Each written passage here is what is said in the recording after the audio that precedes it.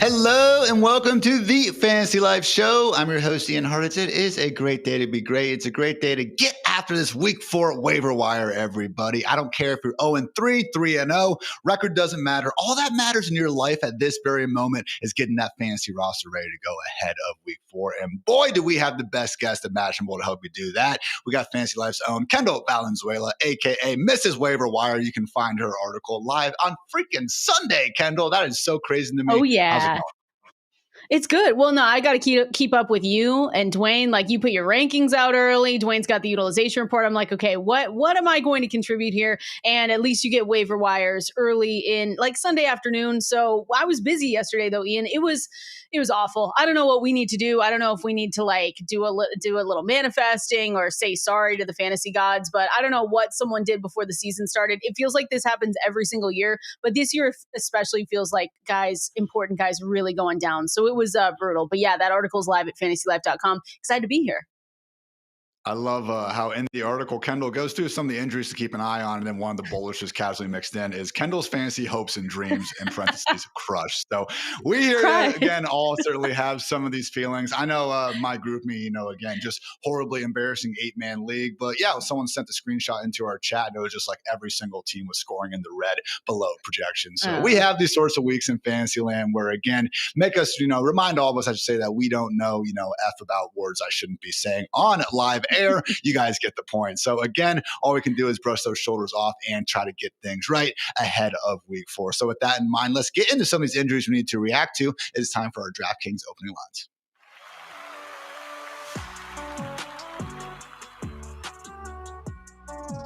Kendall, we cannot have nice things because CeeDee Lamb is expected to miss at least 2 weeks with a high ankle sprain. Reports are even saying it could be as long as 3 or 4. However, the Cowboys are not planning on putting CeeDee Lamb on injured reserve at the moment. So obviously sucks. CeeDee said yesterday that he thought he could be available for week 4. Probably was the adrenaline talking there. So Cowboys are going to have the Packers, Jets, Panthers, and Commanders over these next 4 games. Should see some more run for Jalen Tolbert and Kevontae Turpin out there. But let's face it, the real star, the real impact here is George Pickens getting a nice boost up the ranks. Yeah, George Pickens is going to be someone like if you had him already, you were kind of like, okay, this is good. It's good because he was getting obviously a new change of scenery. You said, okay, this is going to be a little bit better with Dak Prescott. And then like we always say, and I'm just only going to say it once at the top of the show, Ian, we never want injuries, but when they happen, we do have to go next man up mentality. So while we don't want them, George Pickens managers are going to see a boost. So it's one of those things where, it's good. I don't know this coming week against an angry Packers team. I don't know how good it could look. And I'm curious to see like you, Ian, as a Cowboys fan, like what your expectations are with Dak Prescott. Cause he's given me shades of Kyler Murray in the fantasy point department this season, where you have a big week and then it comes back down. Then you potentially have another big week and then, it comes back down to earth. So we haven't seen consecutive good outings from him yet. And I do think that that's going to happen, but CeeDee Lamb not being out there isn't great for the team as a whole. But like you said, Jalen Tolbert's the one that I wrote up in the waiver wire article, only 5% rostered because, someone has to get the ball. And so eventually someone's going to come in and try to take over a little bit more of a role. And I think that it would be Jalen Tolbert in this offense. And again, I like to go through guys that are less than 40% rostered. So obviously George Pickens managers, you're putting him out there every single week, but he should definitely get a bump. This Packers team is going to be so angry coming into this week, Ian. I cannot imagine what this game is going to look like. The good news is that everyone kind of can score however many points they want against the Cowboys defense. So that should continue to give us fantasy friendly comeback pass first sort of game script for Dak Prescott and company. So in my way too early in ranks that you can, I'm sure, find live on fantasylife.com by the time you are hearing us now. I do have George Pickens as the wide receiver 17 for this week. But honestly, if you wanted to push him as high as 12, I would not be calling you crazy. I got Garrett Wilson, A.J. Brown, Tyreek Hill, Devontae Adams, Cortland Sutton, Ricky Pearsall, and George Pickens in that tier. Right behind Pickens, Tedero McMillan, Drake London, and Jacoby Myers. So again, a situation where you could push them up, but Kendall, I was being a little bit wary just because of, as you pointed out, that again, just redonkulous kind of matchup we got going here against the pissed off Micah Parsons-led Green Bay Packers. So not good on CeeDee. Just please let the guy get ready, Cowboys. Okay, I don't want to see him trotting him out there in 2 weeks and all of a sudden having to deal with this for the rest of the season. We did get some fairly good news on another wide receiver, though, Kendall. At the risk of putting too much stock into what Todd Bowles is saying, he did say that Mike Evans' hamstring injury is, quote, low grade based on the initial diagnosis. We should be getting the MRI back soon. So still, obviously a chance that he could be out this week, but it sounds like it's going to be more of a short-term injury. Yet another hamstring issue for Mike Evans, though. He has had an injury of some degree to his hamstring, Kendall, every single season since 2019. So really hope he's right. That said, I mean, if there has been a player that we've kind of seen overcome one nagging injury after another over the years, it's been Mike Evans. And once he is ready to go, I assume he'll be back ready to be his usual baller self. Yeah, I was going to say, thank goodness for this, because you saw him in the tunnel, when he was leaving, just throwing his helmet everywhere. And you were saying to yourself, oh, great. If he's already pissed off now before even getting looked at, it's probably not going to be good. But this is, low grade. I always laugh, Ian, when they say low grade or, it's a mild high ankle sprain. You're like, okay, well, really, that still seems really bad. And for Mike Evans, you just have to be concerned about his age. But like you said, we've seen it before and he's been able to come back. He went down the same time last season with Chris Godwin in that same game. Obviously, Chris Godwin's injury was much worse. He left for the entire rest of the season, but we should expect Mike Evans back at some point. And I think, for any fantasy managers, of course, it's a Emeka Egbuka season and our Emeka Egbuka bags are very heavy, Ian, but there are some interesting storylines going around. I wrote up Sterling Shepard just in case, and I know we're going to talk about him, but there are some guys that could step up, because my thought is that when Chris Godwin comes back, Ian, is that he's going to take a little while to get up to 100%. That's why they didn't put him on IR, because when guys are on IR, they not only miss the first 4 games, but they can't practice. And so the one thing that the Bucs really wanted from Chris Godwin was that he was going to be able to practice. And he started doing that in week 2, which was great signs. And they told us, and they are telling us, that he could potentially be ready for this coming week. But I just encourage a little bit of patience for anyone that went out and got Chris Godwin. Even if you see Mike Evans, if he's not good to go, week 4, you might have a few better options, because I just can't imagine Chris Godwin going out there and lighting everything up. And if he does, I will issue an apology to Chris Godwin. It's not because I don't think he can do it. It's just because he's coming off a really severe injury and he's an older wide receiver. So that's the only thing I caution. But with Mike Evans, at least, like you said, low grade. So hopefully we don't miss him for too long, but I'm not expecting him going into this week. Got Buccaneers versus the Eagles this weekend. Not going to be great news for that banged up Buccaneers offensive line, but hopefully alongside a hopefully returning Chris Godwin is Tristan Wirfs. Yeah. Bucs O-line could certainly use all the help they could get at this point. So yeah, if it is just going to be the Emeka Egbuka show, legit wide receiver one. You're already starting him with confidence, but man, you take Evans and Godwin out of the picture, wheels up for the all-time Ohio State leader in career receptions. A couple other quick ones to run through. We do have a dislocated shoulder for Tyron Tracy. We're going to be talking more about Cam Scatterboo and everything he brings to the table here in our next segment. So for now, forks up. Jaden Daniels is still considered day-to-day. We are expecting to get another update on him midweek. It'll once again be Marcus Mariota under center if Daniels is not good to go. Brian Dable left the door open for a quarterback change, perhaps basically saying they're evaluating everything. He got pressed on the topic and just acted incredulous that anyone could be wondering what he's talking about, despite obviously knowing the elephant in the room there. So it will be home versus the Chargers this week. No Khalil Mack. Seems like as good a time as ever to maybe rip that Band-Aid off and get Jackson Dart out there. Colts wide receiver Alec Pierce is in the concussion protocol. We could see Dolphins tight end Darren Waller, quote, on a situational snap count in week 4. I'm still wondering if he's going to play a single snap this season. We shall see. More good news, though. Bears tight end Colson Loveland dealing with a hip injury that is not believed to be serious, and he is expected to have, quote, a chance to suit up this week, per ESPN's Adam Schefter. Not as good news for Panthers tight end Jatavian Sanders dealing with a high ankle sprain. He is expecting to miss multiple weeks. And my favorite freaking DST, Kendall, one that I have in probably 80% of my fantasy leagues, the San Francisco 49ers, will be losing Nick Bosa to a torn ACL for the entire season. So again, I got to dust myself off. I'll get back in the DST lab. I'll try to let you guys know Wednesday what our next course of action is going to be. But I will say without Nick Bosa, there really is tough to get behind this defense as much as before. So still got Fred Warner, still a favorable schedule, but might be time to go ahead and start playing the streaming game there. Again, I will get into that in my 10 Things article, which is always live on fantasylife.com at the latest Thursday morning. So with that, let's get into some of these big, I guess, running back injuries and ramifications there. This has been our DraftKings opening lines.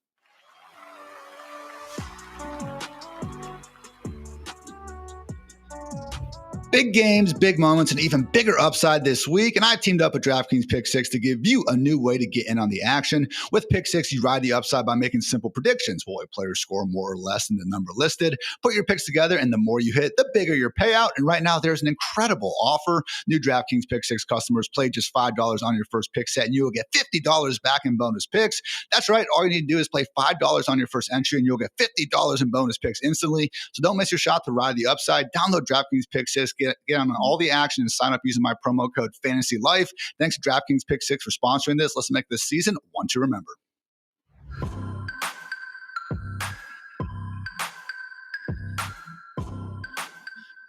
So much pain, Kendall, going on in these RB rooms because unfortunately God has not turned off injuries in this simulation that we call life. And accordingly, we have three big ones that are going to be adjusting the ranks very, very seriously. Kicking things off with Chargers RB Najee Harris, unfortunately suffering a torn Achilles by all accounts, and will be missing the rest of the season. So this now paves the way for Mr. Ride or Die Omarion Hampton to really take over this backfield, Kendall. Now, I like that you pointed out in your waiver article that maybe we could see the Chargers make a move. Old friend Gus Edwards is still sitting out there on the waiver wire. But man, whether it's Hassan Haskins, Gus Edwards, Kimani Vidal, I don't really see any of these guys getting in the way of Hampton having a true every down workload. And accordingly, he really should be treated like a borderline, if not higher RB1 the rest of the way. Oh yeah, I'm excited to see where you have him in your ranks going into this week. But that's really the big takeaway. Like I can write all these guys' names, and I do think in deeper formats, like you're in a 32 team league, Ian. I think maybe you could go get yourself some Gus Edwards, but it's really trying to stretch something out. You're trying to make something that isn't really there. And I think that's okay because you always want to be a little bit ahead. That's why I wrote out Gus Edwards because, again, he's a free agent. So there's a lot that has to go into him potentially coming back, but he does know that offense. Like you said, Kimani Vidal is there as well, Hassan Haskins, but this is really the Omarion Hampton show. And we should all just get buckled in and ready to watch it because he was able to have a season high 24.9 points in week 3 in that win against the Denver Broncos. And I think you're going to see it. You're going to continue seeing the increase in volume. You're going to continue seeing the increase everywhere because unfortunately that Najee Harris injury, while we do not want injuries again, it really opens up the way for Omarion Hampton. And honestly, Ian, I never thought that we would see Najee Harris this early with all the injury news or all the talk that he had. Like we were excited that he was running laps a couple weeks ago at practice. Like that's how far that went. And so I think it's really disappointing too. Like it's not anyone's fault, but Najee Harris, we know how durable he is. We know that he's just the 1,000-yard rusher that you can be so dependent on. So for him to have that freak accident on the 4th of July and then really that kind of derailed his training camp, his preseason, he really wasn't out there at practice. Then to see it kind of all end, you saw it right away. You knew immediately once you saw that shot from behind him that it was going to be an Achilles and that he was probably going to be done for the year. But it's just so disappointing. And so now, you turn to Omarion Hampton again. Hassan Haskins didn't get he could get some work in there, and he's someone that you can throw a flyer on. Again, it would probably be more of an injury, which we do not want. But really, for any of these guys to be relevant to us, it'd probably have to be an injury to Omarion Hampton, which again, knock on wood, we don't want. But he's going to be, RB1 the rest of the way, it feels like, with Hampton. Big thing for me, too, is guys like Gus and Hassan Haskins, they're not taking any of the pass down work here. Maybe Kimani Vidal could, and they used him on some wheel routes and stuff last year. But again, maybe they get a couple snaps here or there, guys. But I really don't see how it's not going to be the Hampton show. Did have an elite 79% snap rate on top of those. Again, 25 touches there in relief of Najee, obviously working on his own last Sunday as well. So honestly, Kendall, I have him as my RB13 for going into this week, facing off against the Giants. Obviously got a nice front seven going on there in New York. But man, just for rest of season purposes, okay, I think the only running backs I would definitively take over him, CMC, Bijan, Jonathan Taylor, James Cook, Derrick Henry, Jahmyr Gibbs, Devon Achane, Saquon Barkley. That's where it gets interesting, okay? Josh Jacobs, Kyron Williams, Bucky Irving, Trey Benson, Ashton Genty, Travis Etienne. I think you could argue those guys are in the same tier, but I think I'm leaning towards Hampton probably over a good bit of those guys. Jacobs and Kyron, I do think have the higher overall floor. But man, when you do look at Hampton in this offense that is really starting to hum behind Justin Herbert, I think he actually has a higher pass game ceiling than those guys. So again, a situation where probably an RB1 the rest of the way. Looking forward to seeing what Dwayne Friedman and some of our other rest of season rankers have there for Hampton. But if you got him on the squad, you are feeling pretty good ahead of week 4 and beyond. Man, I have right behind him in the rankings, Kendall, is one Trey Benson, because unfortunately James Conner will be missing the rest of the season with an ankle injury. Really was a rough one. Obviously, prayers up to James Conner on a hopefully soon and healthy recovery. So not going to be this season, unfortunately. That opens up the door for Trey Benson, who really has, Kendall, made the most out of his opportunities this season among 36 qualified running backs, second in yards per carry, fifth in yards after contact per carry, fourth in missed tackles forced per carry, and the dude already took the pass down work away from Amari DiMercato before this even happened. So again, I've been to one spot behind Hampton. I think he deserves to be in that same conversation looking at the rest of the season outlook. Yeah, I agree 100% because it was weird, Ian, going into the season. I mean, James Conner was the guy telling us that it was going to be a split workload between him and Trey Benson. And so we were sitting around here being like, okay, 1A, 1B situation already. And he wasn't lying for what it's worth. And so, like you said, you just hope that James Conner has a good, speedy recovery. But, they ruled him out so quickly. Again, that's another injury where you knew when you watched it that it wasn't going to be good. And so he's out for the rest of the season. And the next man up, like you said, Trey Benson. And so hopefully, I really hope, and again, this isn't time for a lesson, but this is why you handcuff a lot of these guys, especially these older running backs when you're in drafts. You might look at it and say, I don't want to get Trey Benson because I'm never going to be able to play him when James Conner's out there. But this is the huge reason why it's so important to handcuff your guys. So Trey Benson the rest of the way, I agree with you. I got the stats and I saw him, Dwayne posted them as well, but Trey Benson after James Conner's injury in week 3, 87% snaps, 71% of the attempts, and then 50% of the routes. He has a 13% target share on the season. So you kind of know what he's going to give you. He upgrades. He is that mid-range RB2, like you said. And in the rankings, they played the Seattle Seahawks Thursday Night Football. So a little bit of a quick turnaround, but I do believe that he's just going to have, he's going to have all the work. I wrote up Amari DiMercato for people to just consider in those deeper leagues. Again, this is really a situation where we saw him last season and he I think in one game when James Conner was out. So he kind of actually had some pretty good stat lines from that game. Didn't necessarily do that on Sunday, but again, someone to look out for. If you don't win the waiver wire bid for Trey Benson, then you can go ahead and try for Amari DiMercato, and I think you just stash him just in case of another injury. Next man up at this point, but certainly didn't help his cause. Yeah. Drop probably would have been a 9-yard touchdown yesterday. And again, really just has been impressive from Trey Benson. Got a little chart we're going to show for our lovely YouTube and TV viewers right now. Basically on the x-axis, we have yards after contact per carry. Y-axis, tackles avoided per rush. Again, just trying to isolate the two sort of, factors that we can judge running back performance on independent of their offensive line and schemes. And up there in the top right, guys, you do see Trey Benson alongside guys like Bijan Robinson, Cam Scatterbu, of course, the GOAT, Bill Krosky-Merritt, Jonathan Taylor, Ramondre Stevenson, amongst others. So really has made the most out of his opportunities. He's looked explosive with multiple, runs going really north of 30 yards already on this season. Again, wasn't the best rookie year and obviously had to have the injury to get here, but Trey Benson looking very much so like a potential, league winner, if you will. So most likely not available on your guys' waiver wire. As Kendall said, Amari DiMercato probably going to be more so the deep bench stash there. But man, if he is by some grace of God out there, guys, unload that clip. Every dollar you got, get Trey Benson on the squad.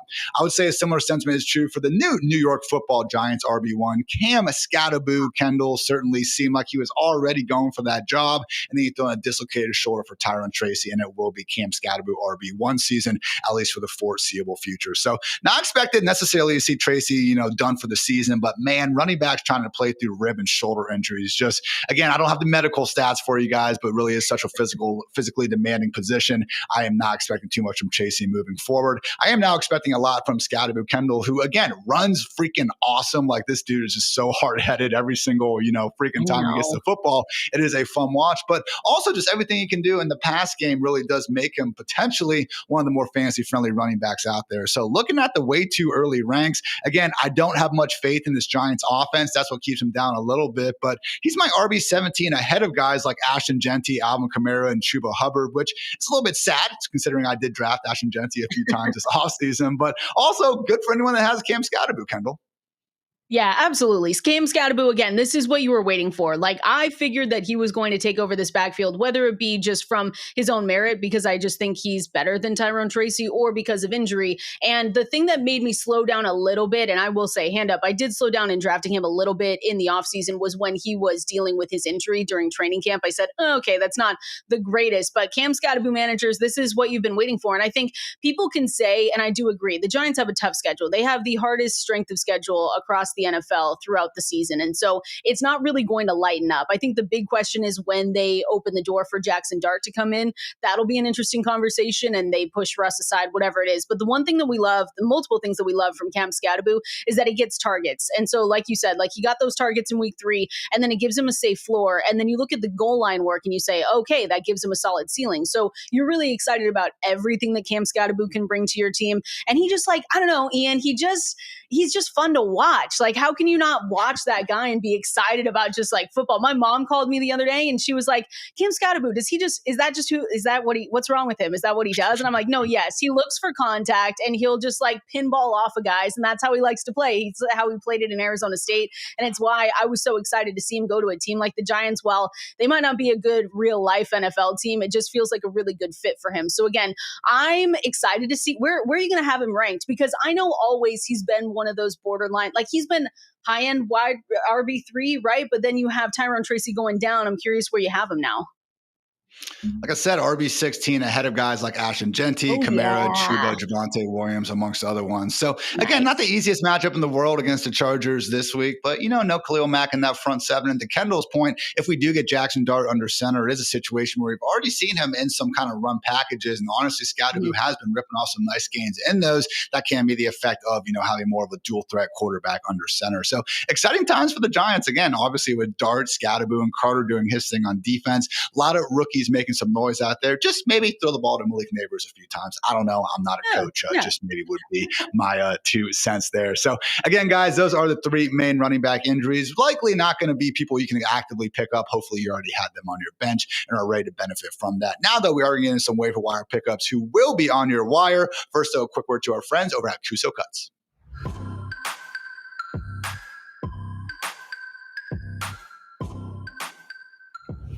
We here at Fantasy Life are teaming up with Cusos to bring you the No Bad Beats, No Bad Meats campaign, where every week on our Wednesday show, we will discuss 3 of your bad beat stories that you submit, and you can accordingly, guys, win free Cusos seasonings and sauces. As a result, it has been taking my chicken grill game to an entirely different level. They have some wild sounding ones. Dirt is one of them that, again, first you're like, what the heck? And then you look at the ingredients, you actually try the stuff and really can't state, again, how delicious it really is. Actually getting more respect from my family, when I actually take the time out of my day to go ahead and grill for them. So loving that. And again, loving all the meats that Cusos is helping us out with. So why not go ahead, benefit from your bad meats and get yourself some pretty good meats out here. You can submit your stories on the QR code below here and give yourself a chance to be featured on the show and get some free Cusos. So yeah, scan that QR code. No bad meats, no bad meats. Shout out Cusos.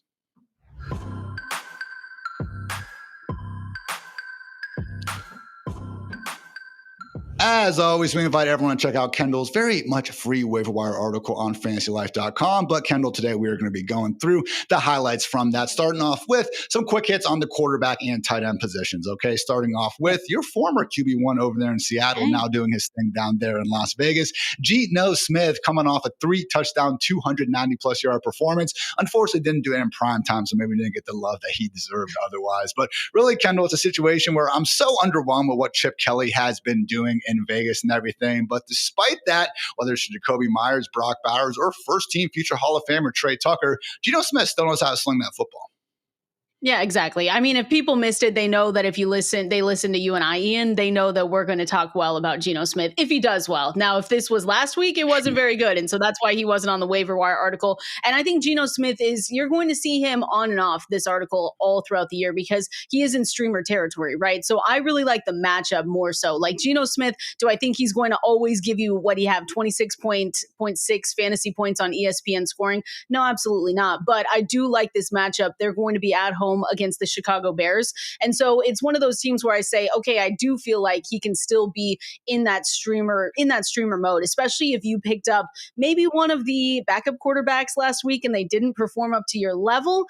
Maybe you look at that and you say, hey, I need to get Geno Smith on my squad. I will say too, Ian, just to note, we have bye weeks coming up too in week 5. And so I made it a note and a point to say that in my waiver wire article. I always like to be a week ahead of those. And so we've got teams going on a bye in week 5. And so if you're looking at that and you're saying, oh my gosh, I actually have one of my quarterbacks is going to be gone in week 5.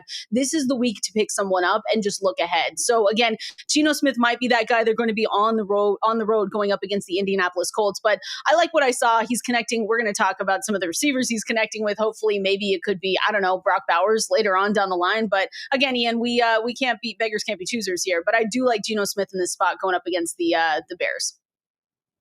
Bears and Packers are 2 teams with week 5 buys. So again, Caleb Williams, Jordan Love managers, to Kendall's point, good idea to get ahead of the curve on that one. It is a great matchup against the Bears this week, and I accordingly have Geno as my early QB 11, cracking that top 12. But I did want to, again, just say, what are you doing, Chip Kelly, Kendall? Because I want to go ahead and look at some of these offenses and just get an idea of maybe some of the sharper groups versus some of the have-nots, if you will. So basically what you're seeing on this graph is the play action rate and the pre-snap shift and motion from teams around the league. Yeah, lots of play action, lots of motion. You're seeing the Rams, the Packers, the Lions, the Colts, some of the best schemed offenses out there. However, in the bottom left-hand corner, the not much play action or motion group, we do have the Raiders, we have the Giants, the Panthers, and of course the Nick Caley Houston Texans, who are really getting on my last nerve as well. So just, it's so annoying. Even the pace, Kendall, we have all these cool stats over at fantasylife.com and our team styles utilization. And if there was one thing that we were able to laud Chip Kelly for over the years, it was this quick pace, giving us a lot of plays to get fantasy points on.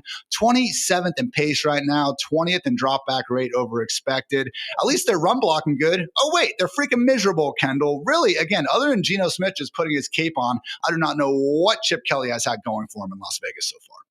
Whenever you say Raiders and then any form of Houston Texans team in the same sentence, you know it's going to be bad. That's why you always, listen, it's so bad. Ashton Genty managers, I'm sorry too. We got so many questions today, Ian, about Ashton Genty, and they're like, is he going to be a bust? We got 6.3 PPR fantasy points in week 3, and it's like, no, I don't think he's going to be a bust. But living up to the ADP, like it feels like maybe they're just not going to be able to do that. I still think he's a buy low, and I know people will look at this offense and say absolutely not, because again, look at your screen. It's horrible, but I don't know. It's just all bad. Just go look at Geno Smith. It'll be fine. Just wish they could be throwing Genty the ball a little bit. Okay, no. A couple screens per game. Is that really going to be the worst thing ever? Because again, just not getting anything going on the ground. This season, everyone, Ashton Genty has 144 rushing yards, 146 rushing yards after contact. Do that math again if it's not going to hurt your head too much. Certainly has been giving me a headache here through 3 weeks of the 2025 season. Other quarterback, Kendall, who again, maybe you can go ahead and take a look at, would be Carson Wentz, the QB 12 so far on this week. 8.7 yards per attempt while pushing the ball down the field, and could have even better days ahead with Jordan Addison suspension over. So it is going to be the Steelers this week, then the Browns, Eagles, Chargers. So not loving it, but hey, again, going to be slim pickings on the waiver wire for some of these super flex teams. Maybe you could do worse than Carson Wentz.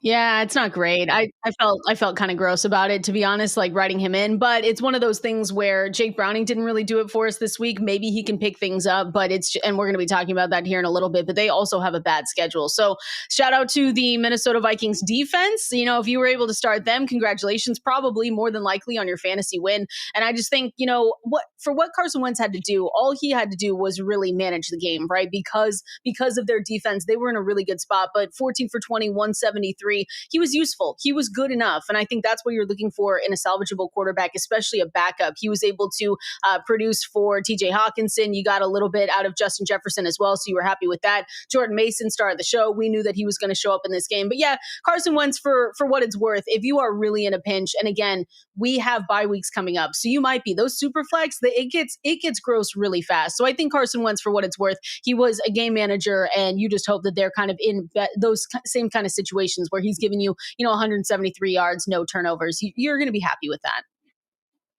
Moving on to tight end. Hopefully you guys already scooped up one of Jawan Johnson or Harold Fannin, but if not, we still have a couple of potentially more speculative names, Kendall. First off, Isaiah Likely. We'll see what happens on Monday Night Football, but he has already been ruled out. And man, in his absence, Mark Andrews, a whopping 2 catches for 7 scoreless yards. So Likely was able to practice in a limited fashion throughout this week. I would go ahead and put my money on him returning in week 4. So again, a situation where we know Likely is incredibly talented, and God forbid something ever did happen to Mark Andrews, Kendall. I mean, this is a guy who legit could be a top 5 tight end the rest of the way. Yeah, and Mark Andrews stinks right now. And I hope he's watching, friend of the show, so he can like light a fire under him for tonight and that he is just able to, put it to us and say, "Oh, I don't stink. I'm really good." Because what are we doing, Ian? If we covered up the name Mark Andrews, he would not even be a question of someone that we're starting or even close to starting going into this week. And I'll say that. Like, you can't tell me that you look at his stats and you say, "Oh, maybe it's going to be there." And maybe it will be there. Maybe it is tonight. This is a great, this feels like the right spot where we're expecting a lot of fantasy points and maybe he can do it. But if he can't, I'm just saying, make sure to just go out and get Isaiah Likely, put him on your bench and see what happens. Because if he continues to perform this way, how can they not turn to someone else? Because Isaiah Likely broke his foot during training camp. So that's why we haven't seen him. That's why he hasn't been out there. So it might take him a while to get up to speed again. But Mark Andrews right now is not doing it for fantasy managers. So he might have to be scraping the waiver wire to find anyone. And I think Isaiah Likely could be someone if he continues this way. Another more speculative ad. Someone's not going to be, again, a confident start necessarily in the next week or two, but Rondé Gadsden, Kendall, maybe, just maybe climbing his way up that Chargers tight end depth chart and emerging out someone who could help us later in the season. And that really is what we're kind of gunning for here, okay? This is a guy where with Kyle McCord in Syracuse racked up over 900 receiving yards and 7 touchdowns. Talented pass catcher. Obviously at the day 3 draft capital, and we do have Will Dissly banged up and Tyler Conklin on the depth chart. But again, just based on what we saw yesterday, Kendall, a 40% targets per route run share. God forbid we get a full-time role to emerge. Maybe, just maybe, Gadsden could be helping us down in the second half. Yeah, again, don't pick him up and say, "Oh my gosh, Kendall and Ian told me to start him." No, absolutely not. You're not starting Gadsden. It's just not something that you can do in the next couple of weeks. But I do think when we see a little bit of a glimmer, especially from a tight end on an offense that's looked pretty good so far this season, you want to take a chance on him. And I think we're a week early on the Gadsden trend. So we'll see if he's able to continue it. But when you look at the, 5 catches, 46 yards off 7 targets, that was week 3. And then I wanted to highlight that 2 of those targets were made during that game-winning drive. So yeah, they have Will Dissly, they have Tyler Conklin. I understand that. But I think if it's a wait-and-see situation, you want to go and get him. I found this right before the show from Thor because I wanted to see if he had done any write-ups about Gadsden before. And he said not really. He highlighted saying he's not really a tight end. He's a big slot guy. He kind of put him in favor of Evan Ingram, taller but not quite as skilled as Evan Ingram is kind of what he said. And he said that they share stylistic similarities with one another. So again, I think that if you want to be a little bit early, especially if you're in tight end premium leagues, kind of like how we talked about Harold Fannin, but you were able to start Harold Fannin right away, someone to just keep an eye on because in a couple weeks, he might be someone that has a little bit of a breakout. And this was a Chargers team even last year under Jim Harbaugh and Greg Roman where they gave Stone Smart, someone else who shouldn't exactly be considered this, definitive inline blocking tight end, a legit full-time role, at least for a couple games there down the stretch. So again, if it does turn out for Gadsden, he could be someone where he's immediately on the cover of every single waiver wire article. Hopefully he's already on your bench if that is coming to fruition. Only other note I throw in there, guys, is if we do see Colson Loveland missing time with that hip injury, which is not a guarantee, it is not serious, Cole Kmet would supersede all these guys and be the recommended start of week 4. Actually have some nice Bears games coming up. I do think they have a chance to build on some of that momentum before they get back to facing some tougher defenses. So again, that has been more of our onesies waiver wire talks. Now though, it's time to get into our RB wide receiver. It's the waiver wire market watch presented by Pristine Auction.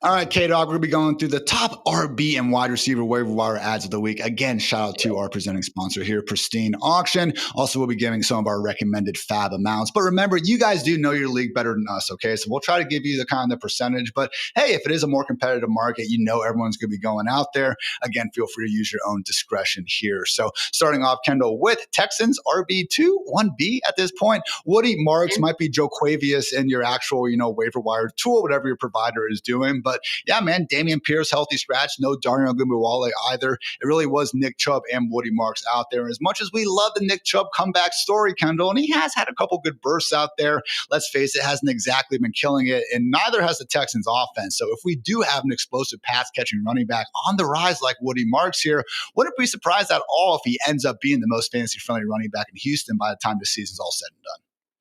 Yeah, you might as well try, right? I was someone that wasn't loving picking up Nick Chubb, drafting Nick Chubb, and you kind of see why. The Texans offense has been a nightmare, by the way. Like you saw it in the charts, Ian. Whenever we're talking about them, we're kind of picking on them, but it's just been bad. They've averaged 12.7 points per game. And Nick Chubb, I will say serviceable, right? You're not exactly excited about it, but he's still like doing things.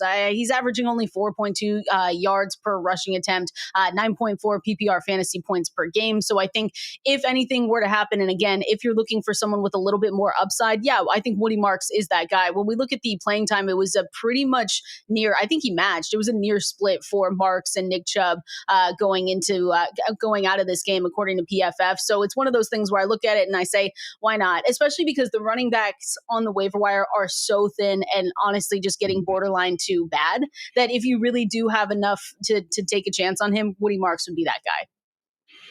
Number one RB waiver wire ad of the week for sure. And yeah, to your point, 49% snaps for Marks, 51% for Chubb. In a game that was always one score, okay? This wasn't even some super negative game script where we didn't have Chubb out there. Marks really was getting his as well. So again, explosive pass catching skill set out of USC. Honestly, not all that dissimilar from Marshawn Lloyd, but maybe he actually has two functioning hamstrings, unlike the Packers' often injured second-year talent. So Kendall, again, I don't think it's a situation where we need to empty the clip like we would if there was a Trey Benson or Cam Scott out there on the waiver wire. But still, I mean, if you guys are in some of these leagues like I am where you had 20 rounds and just the pickings are very, very slim out there, I would be willing to go in that 20-25% range. Does that sound pretty good for you? Yeah, that's what I was going to say. If it's like, if you're working with, $1,000 worth of fab, you might as well, right? Because I don't think a lot of people are going to be looking at him. And if they are, then I feel like the $20-$28 range is going to be what gets you there.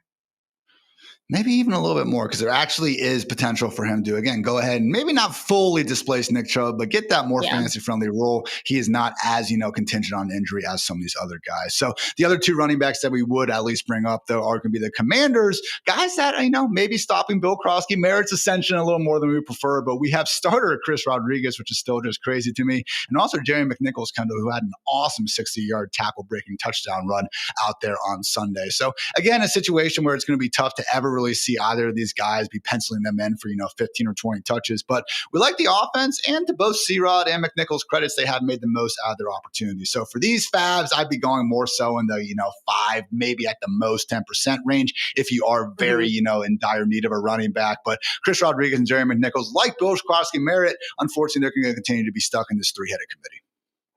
Yeah, it's not good. And sorry, I meant $100 worth of fab, not 1,000 for that last one. But yeah, if you're looking at 1,000 for this one, it was in the 5%, math, Ian. This is why we're in fantasy. It's like the math for me is not going to be good. But 100 for the last one, yeah, this one probably 5% is what you're looking at, especially if you've got $1,000 worth of fab. I messaged Dwayne right after the games and I said, hey, did you see anything here? Is there something I missed between Chris Rodriguez and Jeremy McNichols? And he said, nope, this is just going to be disgusting. I think that's what he said. Disgusting is what it was. And that's kind of what you're looking at here. If you had to pick one, I think I would be prioritizing a little bit more Chris Rodriguez than anything else. I think he's the target that you can look at. He started the game going up against the Raiders, finished the day with 11 carries for 39 yards. Again, it's not necessarily pretty, but if there was someone to emerge out of that, I'm going to be able to have a little bit more Chris Rodriguez than McNichols. But again, it's just going to be something that maybe holds no value between the two. And that's just going to have to be something that you're okay with. That's why you say, 5% for these guys, because you never really know or are going to be comfortable starting them for the next couple of weeks, again, unless someone emerges or they really change their game plan on offense. So again, I like the 5%. You could maybe, especially if you're in leagues that aren't that deep, you can maybe wait for the waiver run to go through. I've seen them be picked up on Saturdays or something like that, because people might look at the stat line and just say, I want no part of this. And I would understand it too. So it's kind of gross. And the other problem with it is not even just three running backs. We got Deebo Samuel, who had a season-high 3 carries. And also, whether it's Jaden Daniels or Marcus Mariota, we are going to have the sort of dual-threat quarterback under center who will also factor into the equation near the goal line. So, honestly, Kendall, again, I've seen some really tough zero RB rosters out there. I get it. If you need someone that's hopefully going to give you a shot in hell at getting, your 10 fantasy points on any given week, okay, I can see going after C-Rod or McNichols. But Blake Corum, only rostered in 17% of leagues still. Ollie Gordon at 20%. 1%, even Taj Brooks at 1%, guys. Those are more pure handcuffs. We've seen Corum and Gordon, carve out little roles for themselves in recent weeks, but honestly, I would prefer Corum and Gordon in particular to these Washington, NPCs that we got going behind Bill, Krosky, Merritt. So let's get into some wide receiver talk now, Kendall, because we have a wide receiver one perhaps emerging in Kansas City, and his name is Tyquan Thornton. I kid you not, guys. He is second in the NFL in both air yards and unrealized air yards behind only Malik Neighbors. Tyquan Thornton leads the NFL in actual deep ball targets, aka balls that were thrown at least 20 yards downfield. And man, he's making plays, touchdowns in back-to-back weeks, and he's even had situations where it's been Mahomes, not Tyquan, at fault for overthrowing him. So it is a situation where Xavier Worthy should be back soon, but man, I don't think that Thornton is necessarily going to be taken off the field. He was someone who was getting a lot of hype in training camp as well. I know he didn't do much during his time in New England, but you know what, Kendall, he's got Patrick Mahomes throwing the football now, and he is the only Chiefs wide receiver that he seemingly trusts downfield. This season, again, I mentioned the 11 targets thrown 20-plus yards downfield. The rest of the Chiefs combined only have 4, so I know that is a part of the game. They're hoping to get more with Worthy, but we also saw last year Worthy working a little more in the underneath areas of the field. No, I don't think Tyquan Thornton is going to be unseating Worthy or Rashee Rice once they are back in action, but at the same time, you need that one-hitter quitter ability. I think Tyquan Thornton, especially if you are in some of these, I have some 14-team leagues where we got 3 flex spots. I picked up Tyquan Thornton last week. I think he is worthy of, at least a 15 to 20% fab bid because, again, it's rare to see guys attached to an offense like this with a full-time role on the waiver wire. Exactly. And it's one of those things where I know some of you watching, some of your receivers are not producing like you would have hoped they were. Like if you had a Stephon Diggs or someone else and you were like, oh man, this is just not doing it for me. Tyquan Thornton should be a guy that you go and get. I know that a lot of the time you're going to look and the thought is that once you have Xavier Worthy, but more so Rashee Rice, both of them back at the same time, sure, Tyquan Thornton might be, cast off to the side a little bit, but that's not happening yet. And yes, Xavier Worthy has a chance to play going into week 4. But you still just don't know what it's going to look like. So you look at someone with a 26.5% target share in week 3 and you say, okay, caught 5 out of the 9 targets, gave us a new meme, 71 yards and a touchdown. Like that's definitely someone, Ian, like you said, that you want to just go and get because again, I know for myself included, I've got some receivers that I just drafted and I said, what the heck was I doing? Was I on auto draft? How did I get some of these guys?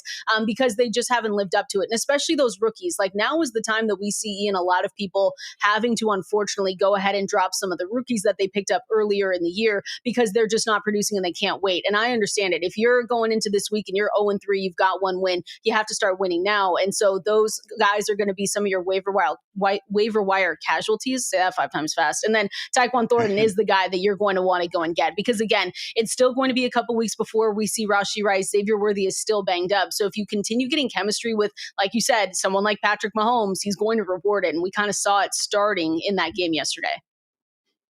Just please, Patrick, stop throwing the ball backwards into the dirt, okay? We're going to hear the commentators still tell you good job after it anyway because that's what they have to do out there, of course. But yeah, hopefully, again, that just relatively getting a W, getting a win out there will lead to bigger and better things for this entire Chiefs offense. So Tyquan Thornton, number 1 wide receiver waiver wire ad. Number 2, though, Kendall, is going to be, the wide receiver 4 in fantasy right now, Las Vegas Raiders wide receiver, Trey Tucker. He got the Santana Moss comp from Geno Smith back in training camp. He has a full-time starting role, and to his credit, still only 24 years old. So I did squeeze him into my top 50 on the week. Again, maybe a little bit low considering he is the wide receiver 4 again. That still is so crazy to say out loud. But I think the big thing here, Kendall, is it's this Raiders passing game where Brock Bowers isn't as involved as we like, maybe still playing through some injuries. We like Jacoby Myers, but man, if Geno's going to be going out there and showing us, as he's done this season, 300-plus yard passing upside, 3 touchdown upside, and the sort of gunslinger mindset that gives him one of the rare high average target depths out there. Again, not expecting consistent high-end results from Trey Tucker, but in bye weeks, you don't have the right to be choosy a lot of times. I'll take my chance on someone like Trey Tucker, who I do think can be that boomer bust wide receiver 4 that, gives us some booms, which is all you can ask. Exactly. I wrote him up and I said, listen, if you weren't watching this game, this is not a typo. Like he was actually getting this many fantasy points. And he was actually the first one to break the 40-point barrier in PPR scoring. So you look at him and it's obviously, it was a career best 40.9. Again, I think it was on ESPN, but he was carving him up. And the one thing that with Geno Smith that is something that you can look out for is that when it gets going and it gets good, he sometimes likes to hyperfixate in a good way. And so if Trey Tucker is going to be able to be be there and be someone that he can just rely on, which it does look like it. I mean, 9 targets in that game. It was one of the things where he had 8 in week 2. You have to follow the volume and you have to follow what's going on with this team. We might not like it because who the heck was looking at Trey Tucker saying, oh yeah, he's going to be just this fantasy phenomena and we want to have every single part of it. Not a lot of us, but I will say that if he is going to produce like this, I think not 40 points. Like we're not doing 40 every single week. That's going to be a flash in the pan a little bit. And if he comes back and does it again, I'll do another apology video. But he is one of those guys where, again, you kind of just have to follow the volume, Ian. And sometimes it's guys that we don't expect, but it is a guy that is on the waiver wire. So I think because of how, widely not rostered he is, you definitely have to take a chance on him. I saw him at 3%, according to Yahoo just yesterday night. So he is someone where, again, if you have receivers that are not living up to your expectations, and maybe it's some of the vets, maybe it's someone coming back like a Christian Kirk, again, a Stephon Diggs, you can look at him and say, all right, well, he is worthy of putting in a flex spot for sure. And again, you need that wide receiver help. I do think going around that 20% or so fab can make sense because I don't see his job going away anytime soon. No. And it is, again, a Geno Smith-led passing game where we can have some semblance of upside in mind during any given matchup. So again, guys, to just reiterate here, number one running back ad is going to be Woody Marks of the week. You can look at the Washington reserves, but I do still think Blake Corum, Ollie Gordon, and even Taj Brooks in your true skank leagues, as Dwayne McFarland likes to call them, are some quality handcuffs. Tyquan Thornton and Trey Tucker are the big 2 wide receivers. 4 more quick wide receiver names, Kendall, that we don't need to run through individually, but are worth shouting out. Torrey Horton had a nice 2-touchdown game, electric punt return for your Seahawks yesterday. Sterling Shepard doing his thing, actually leads the Buccaneers in route rate this season. Malik Washington, who is someone that I've also been on in deeper leagues, because if there is going to be a Tyreek Hill trade, I do think Malik would be the big beneficiary. And then Parker Washington, 16 targets, tied for second most on the team, has unironically been outproducing Travis Hunter so far. So again, Kendall, out of those guys, I'm not exactly going out of my way for any of them, but I would say Malik Washington, probably my favorite stash of the group. Yeah, Malik Washington for sure. I'm glad you said him because, again, Pete wrote him up last week too. So shout out to Pete. That was before their Island game. And so Malik Washington is definitely the guy that if you're looking at someone where you think that this team's going to implode, I think a lot of us think that like the seat's never been hotter. Tyreek Hill just doesn't look happy even when they're really keeping it close with the Bills. I'm expecting teams, and I think that there are reports that teams are calling them out and calling them to make sure that they can try and get Tyreek Hill. So if they do that, Malik Washington would step up into a bigger role. So he's definitely the guy that you want to stash. And then finally, just guys who are probably already taking your league, but just in case, Alec A. Manor coming off back-to-back, touchdown games for the Titans. Troy Franklin did not see his role reduce yesterday, despite having a lot of did not have much production, had his usual full-time role, which was good to see there. Then Luther Burden as well, still obviously needs to become a full-time player in Chicago, but certainly saw what he is capable of. Again, probably not available in your league, pal, but if they are, you could imagine. So again, that has been our waiver wire roundup. We did want to give a quick shout out again to our presenting sponsor over at Pristine Auction. Absolutely love our friends over there, guys, and I am a big fan of everything they are bringing to the table. Guys, if we actually have a pretty freaking sweet jersey to show you guys, something for every fan. Let's see. We are, trying to get this up. Okay, yeah. 6 signed Saquon Barkley, signed Kelly Green Eagles jersey. For my money's worth, guys, I think the Chargers powder blue is the best color in football, but that Eagles Kelly Green also quite sick. And that is now available on Pristine Auctions. You can find this and so much more cool memorabilia on their site. And we have a very special code for you. Get this, guys. Pristine Auction. There's something for every fan. And if you're already registered with Pristine, you can use code Fantasy Life when you win an item to receive $25 off at checkout. That's code Fantasy Life for $25 off at checkout if you're already registered. Now, if you're a first-time user, you can register using code FL20 to get $20 off and credits added to your account. And then feel free to, again, use code Fantasy Life afterwards to get that additional $25. So $45 off for first-time users. That is over at Pristine Auction.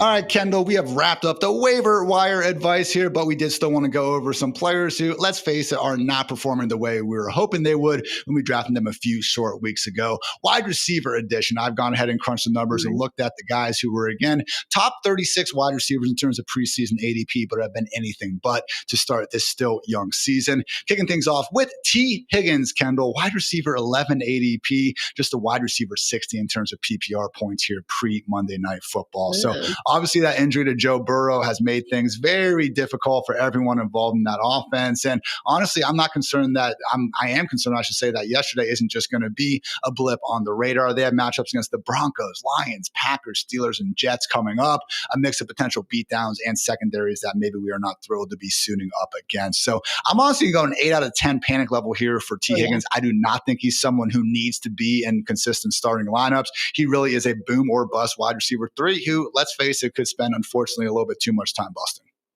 Yeah, I'm gonna agree with you there. 8, 9, maybe we're at a 10 here with T. Higgins, and it's just unfortunate because the schedule for them is not good. You already mentioned their next few upcoming games, and so it's not very good there. And then you just look at Browning. I mean, obviously, it'd be a whole different conversation if Joe Burrow was still with this team and healthy, but Jake Browning, I don't think is going to be able to support 2 fantasy relevant wide receivers. And of course, the one that he is going to support is going to be Jamar Chase because he's just that guy. And so even then, we have to bring back our expectations with him just a little bit right now. But yeah, I think T. Higgins, for what it's worth, it's just going to be so brutal because of where you were drafting him this season.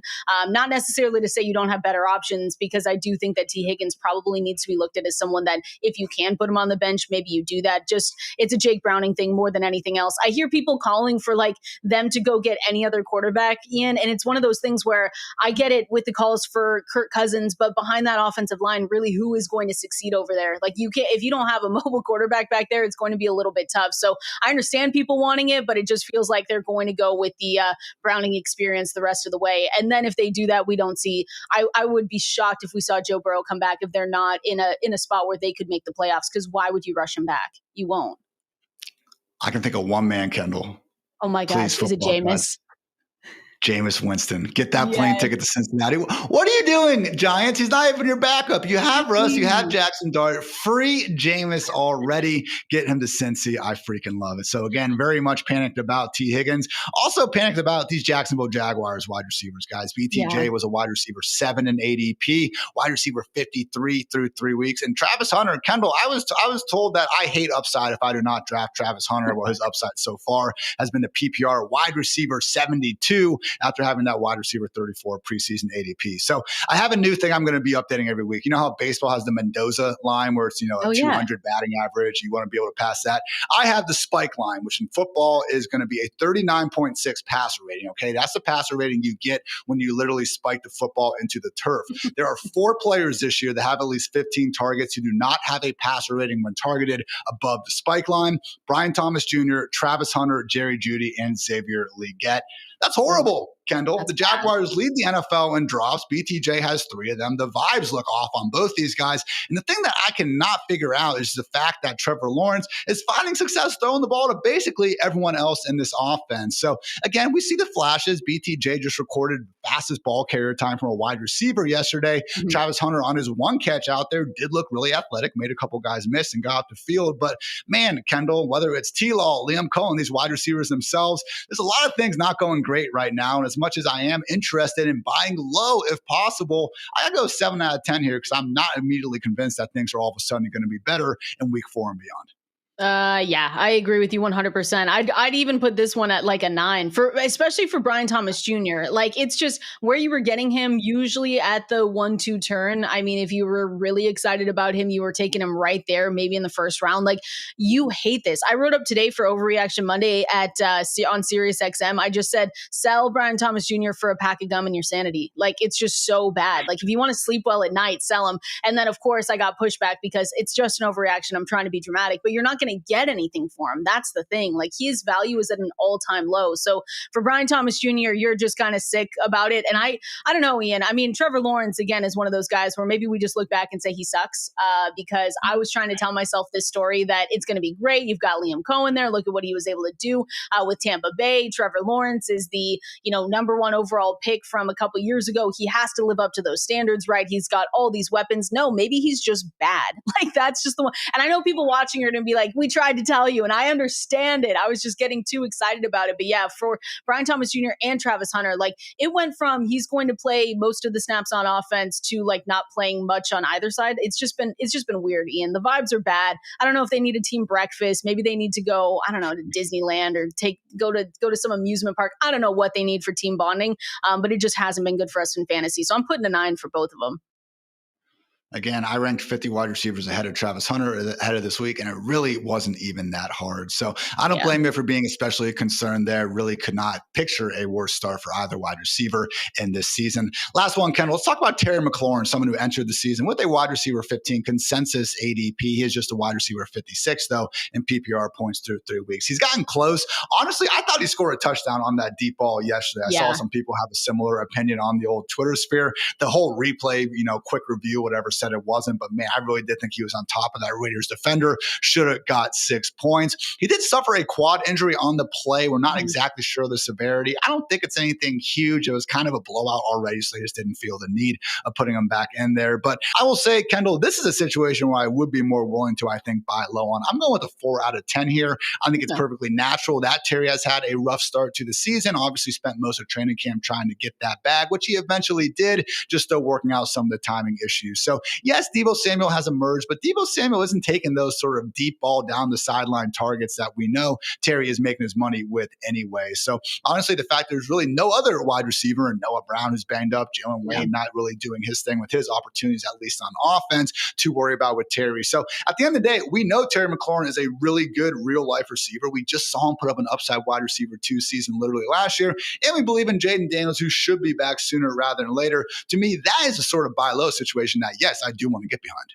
Yeah, I would actually agree with that. I was going into this show thinking, maybe I'm a little bit more nervous about Terry McLaurin than I thought I was. But, the fantasy points haven't been there, and I understand it. People are going to panic because of that, and then they're going to see the questionable tag slapped on him. Hopefully we get an update sooner rather than later on that. But I agree with you. I thought that it was just, the game script and everything else. You don't want to risk him going out and getting more hurt for that game. So I think 10.4 fantasy points. They went up against Green Bay, 9.8. New York Giants was 4.7, which wasn't great. But I think for Terry McLaurin, they don't have many other options. And again, you might be in a situation where you can buy him at his lowest right now because of the Jaden Daniels injury. I know that there was some talk today, like he's still day to day. They're just going to pay attention to him, and maybe he's not going to be good to go for this upcoming week. But that is a good point, Ian. Just buy him low now, because if we're still having questions early in the week on Jaden Daniels, maybe it's another Marcus Mariota start. You can tell your league mates, oh yeah, you don't want Terry McLaurin. Nothing good is going to come of this. But I do think eventually we're going to get back there. There's a reason why he's still there. There's a reason why we were talking about him so much coming into the season, why Dwayne was very adamant that there would be regression. And it's one of those things where I do think they're going to find each other. They're going to get that chemistry back, and it's going to be fine. So I agree. Buy low. Full list of underperforming wide receivers also included Xavier Worthy, Matthew Golden, Calvin Ridley, and Drake London. Calvin Ridley, dude, please do anything at this point, making me look like a big fat phony based on some of my 200 target projections. But Kendall, we got to remember the season is still young. So again, guys, get those waiver wire thoughts from Kendall over at fantasylife.com. We appreciate you tuning in. If you like the show, please like the show. A subscription and maybe even a review never hurts either. So for Kendall, I'm Ian. Thanks again for tuning into the Fantasy Life Show. And until next time, take care, everybody.